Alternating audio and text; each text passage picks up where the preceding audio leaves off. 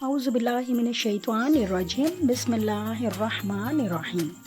محترم والدین، اساتذہ کرام اور عزیز طلباء، السلام علیکم۔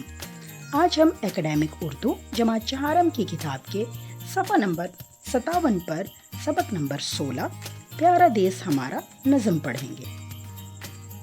جیسا کہ آپ کو معلوم ہے، سیکھنے کی 4 مہارتیں ہوتی ہیں: سننا، بولنا، پڑھنا اور لکھنا۔ اس سبق کو پڑھانے کے بعد جو مہارتیں بچے کو سکھانا ہمارا مقصد ہے وہ ہیں سننا، بولنا، پڑھنا، لکھنا اور بلوم ٹیکسانومی کا پہلا درجہ یاد رکھنا۔ آئیں بچوں، اکیڈمک اردو جماعت چہارم کی کتاب کے صفحہ نمبر 57 پر سبق نمبر 16 نظم پیارا دیس ہمارا پڑھتے ہیں۔ قبل از مطالعہ، آپ نے اپنے دیس کے کون کون سے شہر دیکھے ہیں؟ نمبر 2، آزادی اور غلامی میں کیا فرق ہے؟ آئیں بچوں، اب ہم نظم پڑھتے ہیں اور اس کی نثر کرتے ہیں۔ پیارا دیس ہمارا، پیارا دیس ہمارا، ہر ایک شے کی شان نرالی، شان نرالی، آن نرالی۔ ہمارے پیارے وطن، اے ہمارے پیارے وطن، میرے ملک میں ہر چیز کی آن بان شان انوکھی ہے۔ گوشہ گوشہ ایک چمن ہے، ذرہ ذرہ ایک ستارہ۔ میرے وطن کا ایک ایک گوشہ گلستان کی طرح ہے اور میرے وطن کا ہر ذرہ ستارے کی طرح روشن ہے۔ پیارا دیس ہمارا، پیارا دیس ہمارا، آزادی ہے شان ہماری، آزادی ہے آن ہماری۔ آزادی ہے اپنی دولت، آزادی ایمان ہمارا۔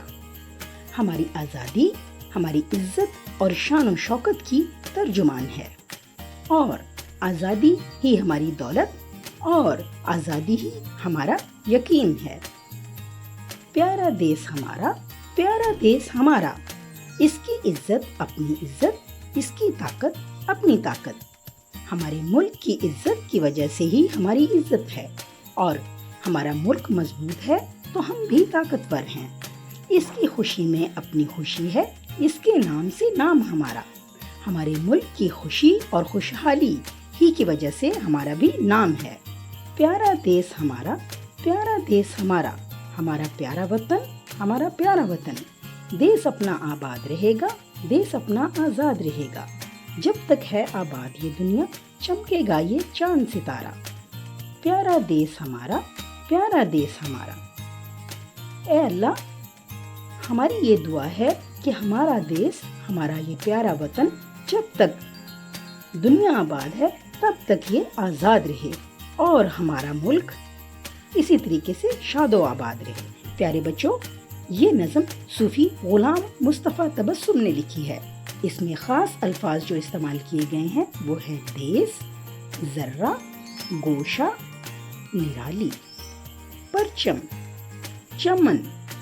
کیا آپ جانتے ہیں آنسو کے قطرے کی شکل والی آنسو جھیل وادی کاغان میں 13,940 فٹ کی اونچائی پر واقع ہے؟ سوچیں اور بتائیں ہمارے دیس کی شان کیسی ہے؟ عزیز طلباء، آپ نے یقیناً اس سبق کو سن کر بہت کچھ سیکھا ہوگا۔ اگلے سبق تک کے لیے اللہ حافظ۔